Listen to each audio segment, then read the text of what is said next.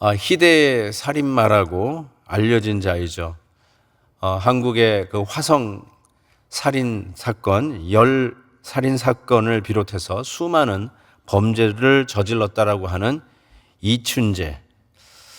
그가 그렇게 오랫동안 잡히지 않았던 이유가 있었다고 하는데, 그는 피부도 뽀얗고 또 얌전한 스타일이었다고 합니다. 또 주위 사람들에게 인사도 잘해서 착하다고 하는 인상을 남겼다고 하죠. 그래서 범인 의심의 그 몽따주가 나왔을 때 이 착한 평판을 받고 있었던 이 이춘재 범인은 경찰망을 쉽게 피해 갈 수 있었다는 것입니다. 문제는 우리도 마찬가지라는 것이죠. 히틀러가 주위 사람들에게는 그렇게 악마 같지 않았어요. 참으로 리더다웠고 따뜻한 사람이었다는 말도 있습니다. 그러나 그는 유태인 600만 명을 살해한 살인마이죠. 그 안에 악마가 도사리고 있었다는 것을 우리는 생각해 보게 되는데, 그와 같은 죄성이 실은 우리 안에도 도사리고 있다는 사실입니다. 그래서 우리가 생각하는 죄는 우리가 평가하는 죄의 그 잔악성 혹은 그 사악성보다 훨씬 더 잔인하고 훨씬 더 사악하다는 사실입니다. 신학자들은 이것을 원죄라는 말로 표현하기도 하고, 혹은 전적인 타락, total depravity라고 하는 말도 사용합니다. 즉 우리들의 인격이 죄로 말미암아 완전히 망가진 것을 이야기합니다. 조금 망가진 게 아닙니다. 조금 부분적으로 손해를 본 게 아닙니다.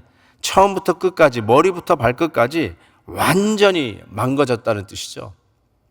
만약에 죄가 붉은색이면 우리들은 머리부터 발끝까지 모든 땅구멍 하나 예외 없이 붉은색으로 적셔져 있을 거라는 것입니다.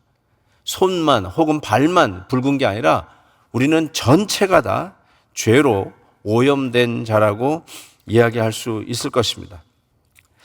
바로 이것을 전제로 해서 예수님께서는 이 산상설교의 팔복의 메시지를 전합니다. 지난주에는 우리가 심령이 가난하다는 말로 전했습니다. 심령이 가난한 자의 복을 위해서 얘기했죠. 인생이 내 마음대로 되는 것이 아니다는 것을 깨닫는 것입니다. 그렇다면 오늘 말씀은 애통하는 자의 복에 대해서 얘기하는데, 바로 우리의 인생이 내 마음대로 되지 않는다는 그 원인이 죄라는 것을 인식하는 것이 바로 애통이라고 할 수 있습니다. 그래서 이렇게 파괴적이고 우리가 생각하는 것 그 이상으로 잔인한 이 죄를 용서하시는 하나님의 그 은혜가 얼마나 상대적으로 큰 것인지를 우리는 상상할 수 없을 정도로, 정말 나 같은 죄인을 용서하신다는 그 용서가 얼마나 큰 것인지를 우리는 때로는 모를 때가 있습니다. 이와 같은 하나님의 용서가 우리 같은 죄인에게 어베일러블 한데도, 우리에게 그 용서가 제공되어져 있음에도 불구하고 우리는 그 용서를 구할 용기조차도 못하는 아주 유치하고 치사하기 짝이 없는 죄인인 것입니다. 오늘 두 번째의 복, 애통하는 자, 나 같은 죄인을 하나님의 용서의 보자기로 나의 그 흉측한 죄를 가릴 수 있다는 것을 아는 자, 애통하는 자, 그 애통하는 자의 복에 대해서 우리가 같이 한번 깊이 묵상해 보았으면 좋겠습니다. 언제 우리가 애통하는가? 애통이라는 말, 영어로 mourning 혹은 passionate lament, 그래서 격정적인 통탄, 이렇게 번역될 수 있는 단어입니다. 격정적으로 통탄해하는 것이죠. 저는 어렸을 때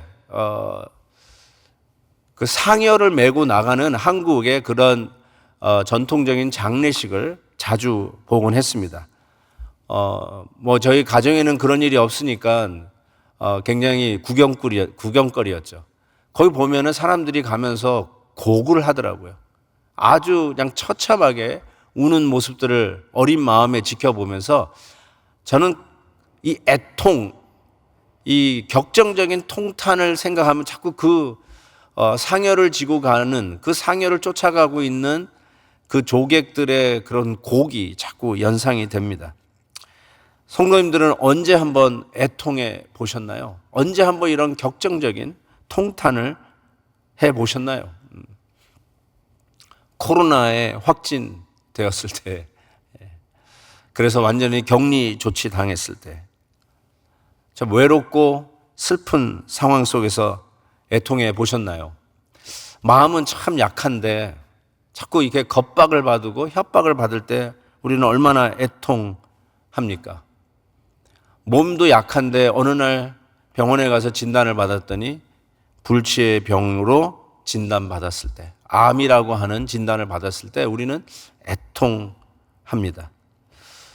나만 믿고 있는데 소년 가장으로 컸는데 어느 날 갑자기 직장에서 해고 통보를 받았을 때 아마 그때 우리가 애통하지 않을까요? 믿었던 친구로부터 배신당하고 정말 모든 걸 다 내어줄 정도로 같이 나누었던 친구에게 배신을 당했을 때 아마 우리는 애통할 것이라고 생각합니다. 배우자로부터, 그리고 사랑하는 이가 먼저 우리보다 앞섰을 때, 그것이 특별히 나의 부모님이거나 내 사랑하는 자녀일 때 우리는 얼마나 애통합니까? 그런데 이 게임 체인저 넘버 2, 애통하는 자의 복에 대해서 오늘 본문이 말씀하고 있습니다. 상당히 이율배반적입니다. 굉장히 낯선 말씀이라고 이야기할 수 있어요. 그림으로 대조하자면 결혼식에 가서 기쁨으로 웃음을 나누는 사람보다 장례식에 가서 같이 울고 애통해하는 자가 더 복이 있다라고 오늘 말씀은 우리에게 도전하는 것 같습니다. 기독교가 결단코 웃음을 반대하거나 웃는 일을 얄팍하게 보는 것은 아닙니다. 당연히 웃음이 필요할 때가 있고 웃음이 우리에게 유익을 줍니다. 잠언 17장에 나와 있듯이 마음의 즐거움은 양약이다. A merry heart acts like a good medicine. 맞습니다. 기쁨이 우리의 뼈에 영양을 공급하고 우리를 살려내는 힘이 그 안에 있습니다. 그럼에도 불구하고 우리는 피할 수 없는 진실, 리얼리티, 삶의 실제의 모습이 있습니다. 그것은 우리의 삶 속에 기쁨만이 아니라 슬픈 일도 다가온다는 것입니다. 어쩔 수 없이 다가오는 이 삶의 비극적인 순간들이 있다는 겁니다. 사랑하는 이를 먼저 떠나보내야 하는 그런 현실들이 우리에게 다가온다는 것입니다.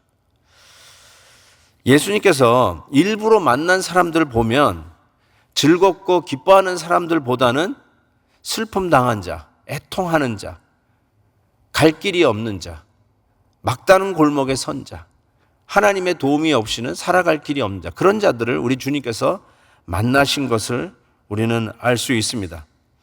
심령이 가난한 자가 복이 있다라고 첫 번째 이 팔복의 말씀을 우리에게 주셨는데, 우리는 그 가난함을 어찌할 바 몰라 결국은 울 수밖에 없는 존재라는 것을 인식하고 깨닫는 자, 그 애통하는 자가 복이 있다라고 선언합니다. 왜 이 애통하는 것, 즉 이 격정적인 통탄을 하는 자가 복이 있다라고 이 게임 체인저 넘버 2, 애통하는 자의 복은 이야기하는 것일까요? 자기의 죄에 대하여 격정적으로 통탄하는 자, 바로 그런 자가 복이 있다라고 말씀하는 것이죠. 다시 한번요. 자기 죄에 대하여 애통하는 자, 내가 어찌할 바를 할 수 없는 이 죄에 대하여 격정적으로 통탄해하는 자, 그 자가 복이 있다라고 이야기합니다. 사도 바울이 로마서 7장에서 이런 말씀을 한 적이 있습니다. 오호라 나는 공고한 사람이로다. 이 사망의 몸에서 누가 나를 건져내랴. 그 안에 있는 깊은 이 죄의 이 골짜기를 보면서 사도 바울도 어쩔 수 없이 통탄해하는 모습이 오늘 이 본문에 나타난다고 이야기할 수 있습니다. 실은 이런 복은 우리가 원하는 복은 아니죠. 통탄에 맞이하는 이러한 상황을 우리가 복이라고 이야기하는 것은 좀 맞지 않은 것 같습니다. 그럼에도 불구하고 오늘 말씀에 이 애통하는 자의 복을 얘기할 때 이 애통하다는 요 단어가 현재 분사형으로 쓰여졌다는 사실이에요. 그 말은 이 애통하는 자의 복이 옛날에 애통해 봤던 자의 복이 아니라 지금도 현재 진행형으로 오늘도 애통할 수밖에 없는 자의 복을 이야기하는 것입니다. 과거에 애통하는 일이 끝난 자의 복이 아닙니다. 마치 나도 왕년에 애통해 봤어. 나도 옛날에 울어봤어. 지금 생각해 보니 지금은 참 유익한데 나는 그때 많이 울어봤지. 이런 식으로 과거를 회상하면서 오는 애통하는 자의 복이 아니라 지금도 애통하는 자의 복입니다.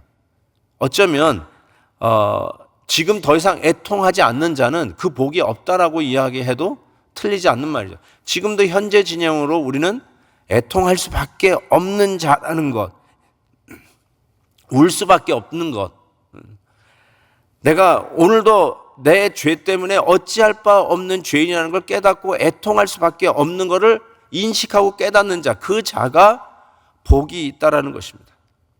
만약에 난 더 이상 울 일이 없는데 뭐 맨날 울라고 그래? 나는 이제 울지 않아도 돼. 만약에 혹시 우리 안에 그러한 자세가 있다면 그 말은 저는 이렇게 봅니다. 예수 그리스도의 십자가의 은혜가 얇아졌거나 사라지기 시작했거나 아니면 이 시대에 나타난 신종 바리새인.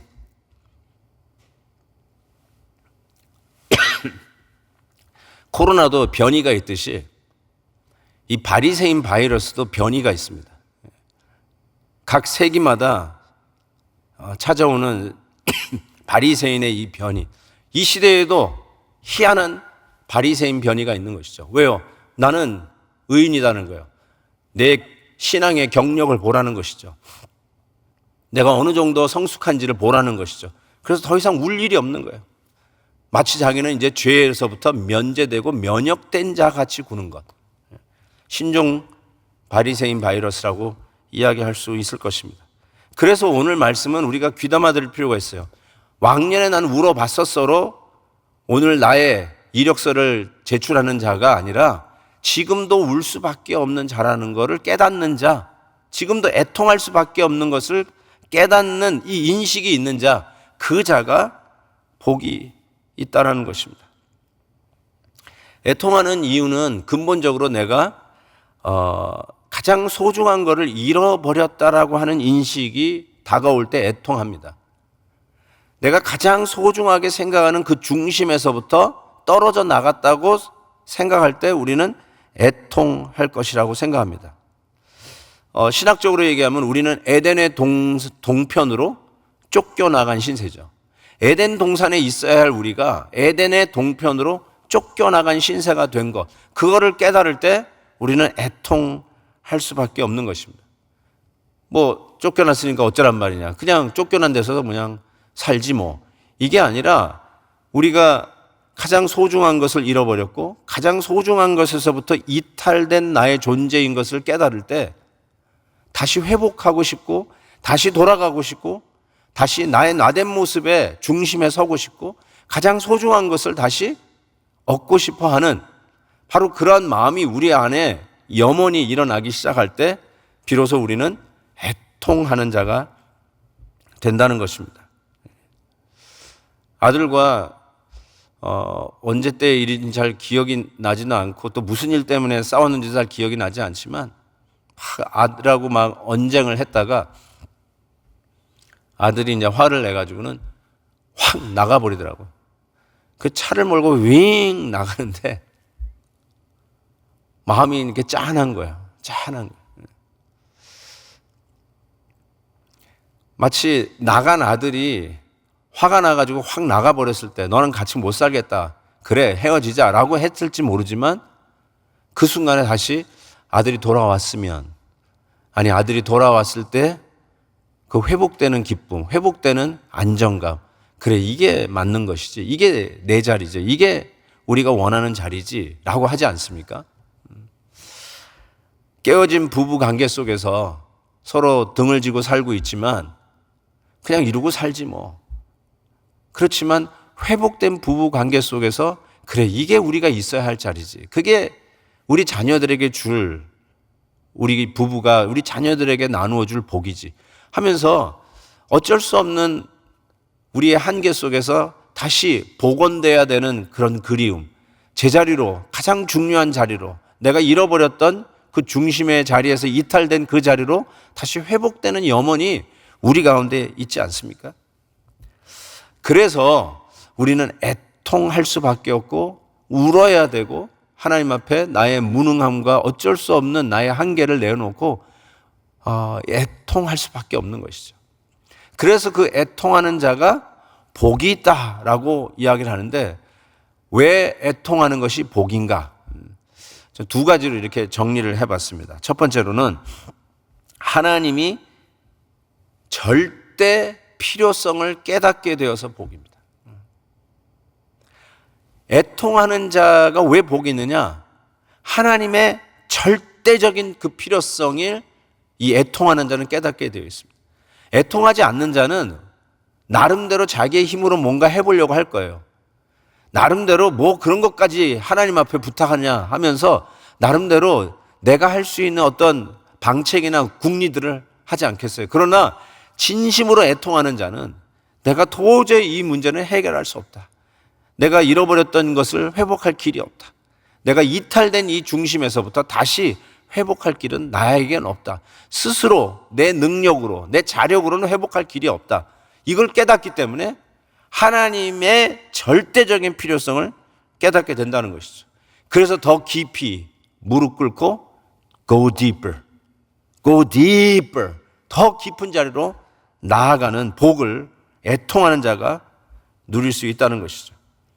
두 번째로 말씀드릴 수 있는 것은 위로를 받을 수 있는 자리로 나아가게 되어서 복이라는 것이죠. 애통하는 자는 복이 있나니 그들이 위로를 받을 것이며, 참된 위로를 받을 수 있는 길로 나아가는 길이 애통하는 자에게 주어져 있습니다. 나는 스스로 할 수 있다. 나는 울 필요가 없다. 나는 내 능력으로 뭐든지 할 수 있다.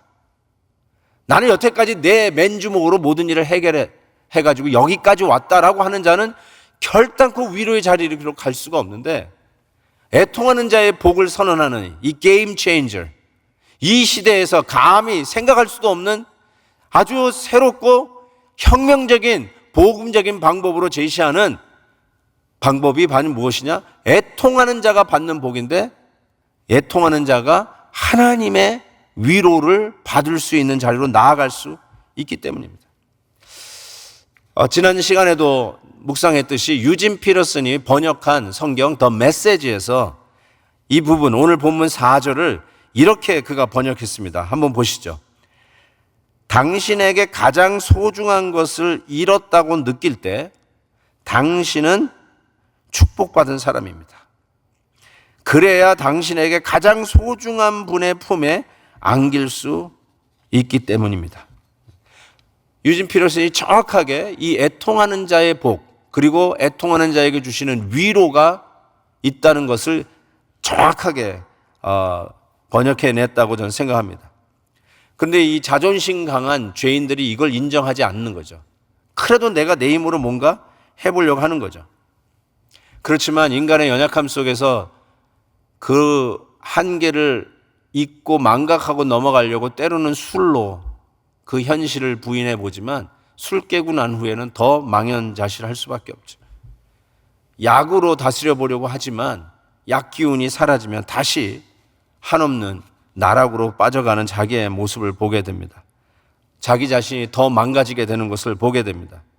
때로는 세상의 그 번뜩이는 찬란한 이력서로 나의 그 허황된 그 모습을 번지르르하게 꾸며보기도 하지만, 결정적인 순간에 우리가 얼마나 무능한 자인지, 우리가 얼마나 부족한 자인지, 내 스스로 자력으로 해결할 수 없는 자인지가 백일하에 드러날 때가 있죠. 건강을 잃어버렸을 때, 직장에서 해고당했을 때, 어떤 절대절명의 위기 속에 처했을 때, 내가 아무것도 할 수 없는 상황에 닥쳤을 때 말입니다. 내가 잘 달리던 엘리트 코스에서 이탈되고 있는 나의 모습을 발견하는 그 순간에, 야, 나는 내 스스로 내 인생을 핸들할 수 없는 자라는 것을 깨닫게 되는 것이죠. 그때 우리가 분명히 아는 것, 내가 얼마나 잃어버린 존재인지, 내가 얼마나 하나님의 중심에서부터 멀리 떠난 죄인인지를 깨닫게 되는 것입니다. 우리가 잃어버린 존재라는 것을 알고 정말 연약한 존재라는 것을 인식하고 흘리는 눈물, 잃어버린 눈물, 바로 그것이 애통하는 자의 눈물이라고 할 수 있습니다. 정말 인생은 자기 마음대로 되지 않는 것이 분명한 것 같습니다. 팔복설교는 그와 같은 숨기를 이제 그만하라는 것이죠.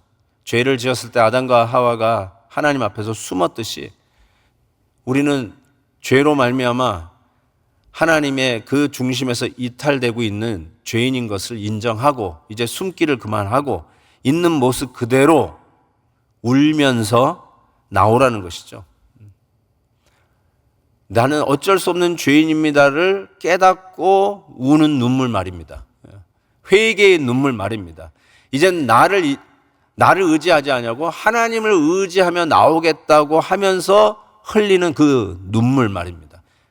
그 애통하는 자가 복이 있다라고 말씀하시죠.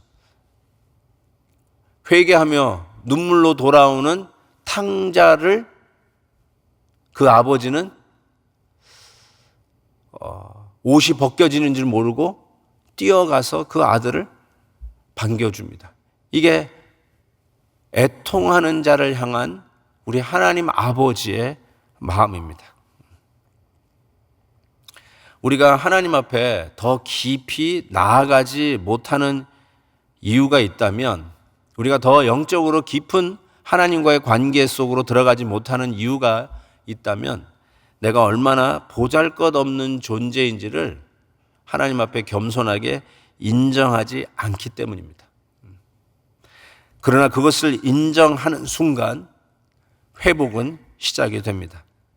무능을 인정하는 순간 하나님의 전능하신 손이 나를 붙들기 시작합니다. 겸손할 때 하나님은 우리를 다시 세우실 것을 믿습니다. 그때 주시는 이 회복의 눈물이 있습니다. 감격의 눈물이 있습니다. 은혜의 자리로 돌아온 우리 죄인들이 하나님 앞에서 다시 흘리는, 감격적으로 다시 찾는 눈물이 있습니다. 바로 이 눈물을 흘리는 자가 복받은 자인 것을 우리는 깨닫습니다. 고린도 후서 1장 5절에 이런 말씀이 있어요.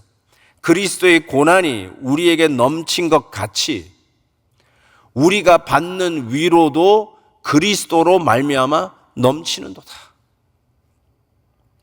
우리가 절대절명의 위기 속에 내가 어떻게 할 수 없는 그 막다른 골목 속에서 이제는 나는 어떻게 할까 하는 그 고난이 넘치는 그 순간에 오히려 나는 어찌할 수 없는 죄입니다를 깨닫고 주님 앞에 애통의 눈물을 흘리는 자는 그리스도로 말미암아 주시는 위로도 넘치게 주신다는, 즉 회복의 감격의 눈물, 다시 찾는 놀라운 감사의 눈물이 우리에게 있을 것을 약속하고 계시는 것이죠. 이런 위로를 받아보신 적이 있는지요? 이 세상에 그 누구도 위로해 줄 수 없는 상황 속에 우리 하나님께서 위로해 주시는 그 위로 말입니다. 내가 너를 사랑하노라. 내가 너를 책임지노라.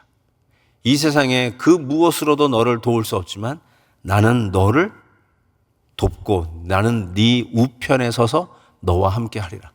이런 위로를 받아보신 적이 있는지요? 제가 얼마 전에 기사를 읽었는데요. 그 골든 글로브 나무 조연상에 오징어 게임에 그 깜보 할아버지 역할을 한 오영수 배우님이 79세의 나이인데 이 영광스러운 명예의 상을 받았다는 기사를 읽었습니다. 한국인으로서는 최초 국제적인 아주 이 상을 받은 거라고, 이 연기 배우로는 처음으로 받은 것이라고 하는데요. 보니까 60평생 연기자로 살았다는 겁니다. 굉장히 어렸을 때부터 연기 생활을 하신 분인데 이분이 수상 소감을 밝힌 것이 굉장히 인상적이었습니다. 수상 소감을 이렇게 얘기했습니다. 나는 생애 처음으로 내가 나에게 괜찮은 놈이라고 말했습니다. 굉장히 인상적이었어요. 나는 생애 처음으로 내가 나에게 너는 참 괜찮은 놈이야 라고 말을 했다는 것입니다. 그 전에는요, 넌 아직 안 돼. 너는 아직 그 수준이 아니야. 너는 아직 안 괜찮아. 그랬다는 거 아닙니까? 근데 골든글로브 조연상을 받으면서 생애 처음으로 너는 참 괜찮은 사람이야 라고 이야기했다는 거예요. 그게 뭐죠? 드디어 인정을 받았다는 거예요. 인정을 받았다는 거예요. 아마 배우로서 꿈이 있다면 오스카상이나 골든글로브상 수상대 앞에 서는 것이 아니겠습니까? 연기자로서 최고의 상을 받는 것, 드디어 인정받는 그 자리에 서는 거 아니겠습니까? 우리 성도들은요, 우리 성도들은 하나님께서 우리에게 너 진짜 괜찮은 놈이야 라고 인정해 주는 그 순간이 있어요. 우리 스스로 보기에는 나는 아직 아니에요. 어떻게 감히 내가 나한테 너 괜찮은 놈이야 라고 이야기할 수 있겠습니까? 그런데 하나님께서 너 정말 괜찮은 사람이야. 내가 너를 사랑한다. 그러면서 내가 너를 위해서 나의 독생자 예수 그리스도를 주기까지 너를 사랑하노라. 인정하는 순간이잖아요. 가장 큰 위로를 받는 순간이죠. 그래서 내가 잃어버렸던 가장 소중한 것을 찾는 순간이죠. 나의 나됨의 자리를 찾는 것이죠. 내 힘으로 자력으로 그 자리를 메꿔보려 했지만 허탈에 빠질 수밖에 없고 허망에 빠질 수밖에 없고 배신을 당할 수밖에 없고 허탕칠 수밖에 없었던 나의 인생, 내 힘으로 아무리 바둥바둥 거려도 결단코 이룰 수 없는 그 수준.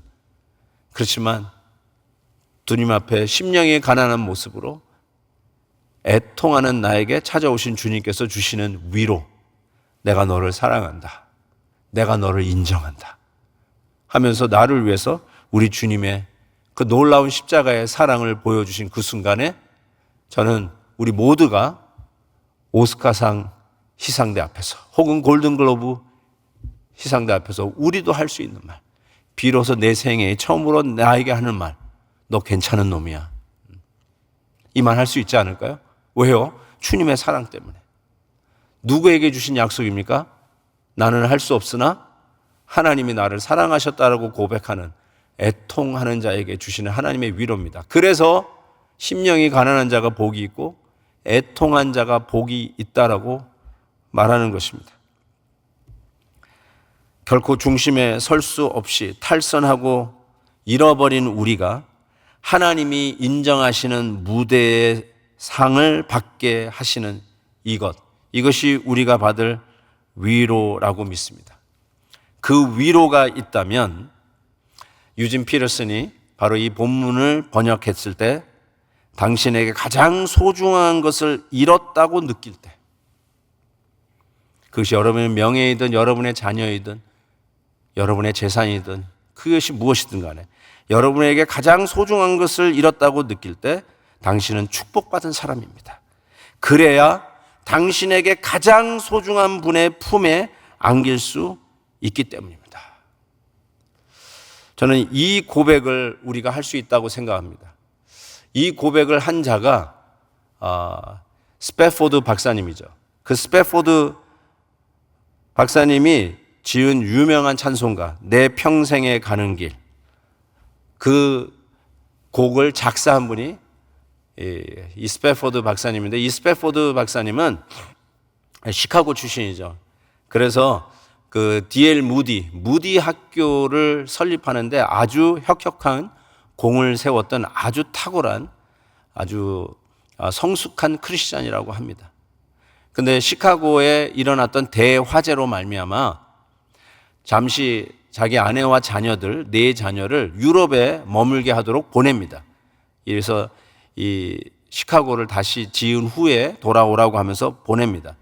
그래서 아내와 그 자녀들이 영국을 향해 타고 가는 그 배가 다른 배와 충돌하면서 그 배가 함몰했다는 그런 소식이 들립니다. 4자녀가 그 사고로 인해서 전부 다 죽습니다. 그리고 극적으로 그의 아내만 살아서 영국의 모 병원에 입원해 있는데 전보를 급하게 자기 남편에게 치죠. 나만 살았어요. Saved alone. 나만 살았어요. 이 전보를 받고 이 스패포드 박사가 아내에게 가는 배를 다시 탑니다.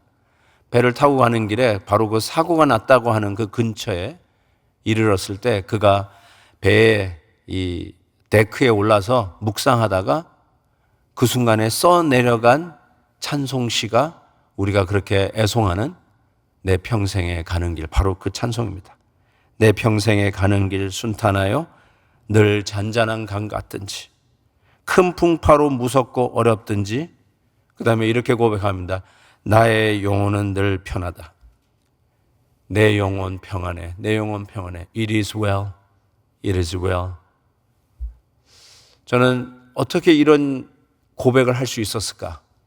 바로 가장 소중한 것을 잃어버렸던 그 순간에 가장 소중한 분의 품에 안겨 얻는 위로를 찾았던 이 스패포드가 그 은혜 속에 이러한 가사를, 이러한 시를 쓸 수 있었다고 생각합니다.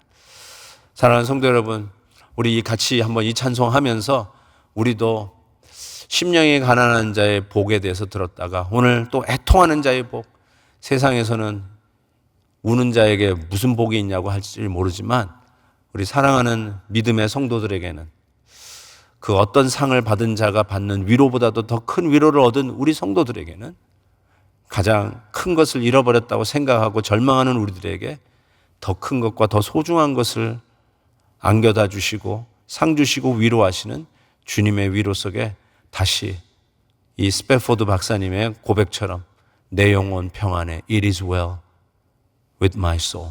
같이 고백할 수 있기를 바랍니다. 같이 찬양하겠습니다.